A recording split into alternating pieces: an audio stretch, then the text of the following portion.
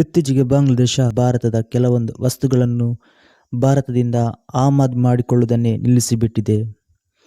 ಕೇವಲ ಭಾರತ ಮಾತ್ರವಲ್ಲ, ಭೂತಾನ್, ನೇಪಾಳದಿಂದಲೂ ಕೂಡ ಕೆಲವೊಂದು ವಸ್ತುಗಳನ್ನು ಆಮದು ಮಾಡುವುದನ್ನೇ ನಿಲ್ಲಿಸಿಬಿಟ್ಟಿದೆ. ಇಲ್ಲಿ ಬಾಂಗ್ಲಾದೇಶಕ್ಕೂ ತೊಂದರೆಯಾಗುವ ಸಾಧ್ಯತೆಯೂ ಇದೆ. ಹಾಗೂ ಭಾರತ, ನೇಪಾಳ, ಭೂತಾನ್ ಈ ರಾಷ್ಟ್ರಗಳಿಗೆ ವ್ಯಾಪಾರದಲ್ಲೂ ಸ್ವಲ್ಪ ಮಟ್ಟಿನ ಪ್ರಭಾವ ಬೀಳುತ್ತೆ. ನೇಪಾಳ ಮತ್ತು ಭೂತಾನ್ನಲ್ಲೂ ಈ ನೂಲು ಮತ್ತು ಆಲೂಗಡ್ಡೆಗಳನ್ನು ಮಾತ್ರ ನಿಷೇಧದಿಂದ ವಿನಾಯಿತಿ ನೀಡಲಾಗಿದೆ.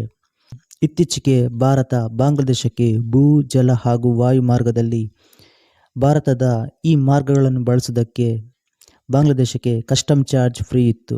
ಆದರೆ ಯಾವಾಗ ಮೊಹಮ್ಮದ್ ಯೂನುಸ್ ಭಾರತದ ವಿರುದ್ಧ ಹೇಳಿಕೆಯನ್ನು ಕೊಡ್ತಿದ್ರು, ಅದಕ್ಕೆ ಭಾರತವು ಕೂಡ ತಿರುಗೇಟು ಕೊಟ್ಟಿತ್ತು.